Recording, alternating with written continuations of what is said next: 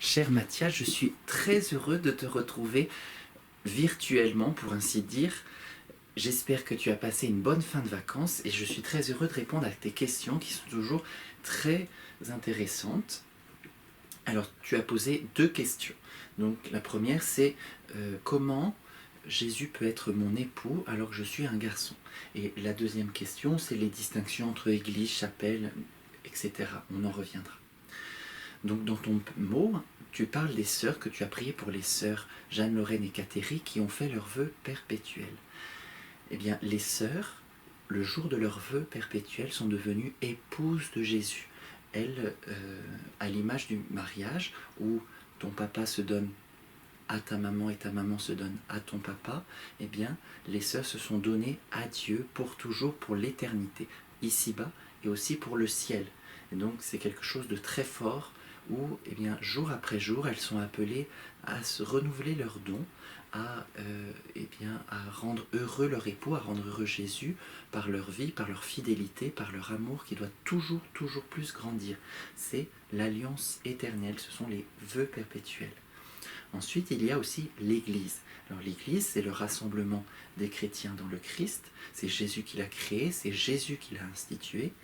Il la garde, il la protège et il est l'époux de l'Église pour signifier justement ce lien très fort avec l'Église. Il la garde, voilà, de sa protection divine. Elle ne craint rien parce que Jésus est l'époux.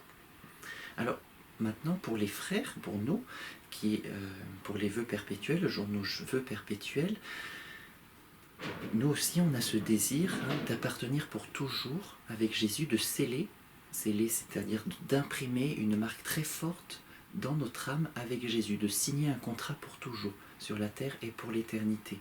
Mais c'est vrai qu'on dira qu'on est comme Saint Jean-Baptiste, l'ami de Jésus, où on a ce désir de le connaître, de l'aimer toujours plus, d'être son ami intime. C'est une des réalités spirituelles très fortes. Alors, et pour toi? Eh bien toi, Mathias, tu es appelé aussi à être ami de Jésus. Qu'est-ce que ça signifie? Ça signifie que tu es appelé à toujours plus l'aimer, mais pour l'aimer, il faut aussi le connaître. Donc apprendre à toujours plus le connaître pour mieux l'aimer, et à toujours mieux l'aimer en le connaissant davantage. D'accord? Et dans cet amour que tu as pour Jésus, tu es appelé à ne pas t'arrêter. Il n'y a pas de limite pour aimer Jésus. On est appelé à toujours plus, toujours faire grandir cet amour envers Jésus, envers Dieu. Ton cœur doit brûler d'amour envers Jésus. Alors maintenant, quelques distinctions que tu as demandées. Ça m'a permis d'approfondir un petit peu parce que moi aussi, c'était pas très clair dans mon esprit.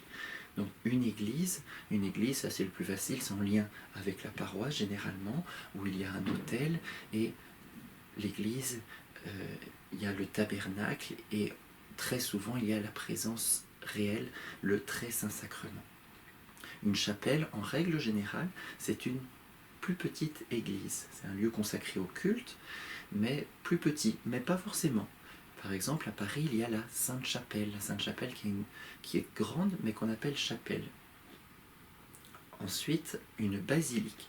Alors une basilique, c'est une église dotée par le pape d'une dignité particulière. Le pape décide de nommer une église une basilique, parce que c'est un lieu marial. Par exemple, à Lourdes, on parle de la basilique du Rosaire, par exemple, etc.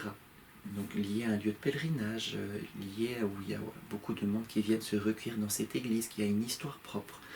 Sache que dans une basilique, il y a un parasol, une sorte de parasol qu'on appelle un pavillon, et c'est comme cela que tu sais que c'est une basilique.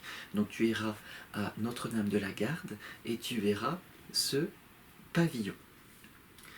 Un sanctuaire. Alors un sanctuaire, c'est un lieu important, une église importante qui dépend de l'évêque du lieu, et souvent effectivement c'est un lien avec la Sainte Vierge. Par exemple, à Lourdes on parle aussi des sanctuaires, etc. Donc voilà, c'est moins précis qu'une basilique.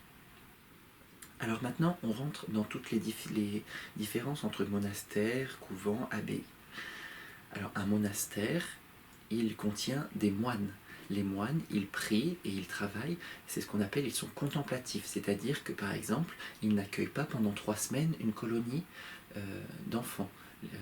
Non, ou ils ne sortent pas de leur monastère, ou très peu, pour parler de Jésus.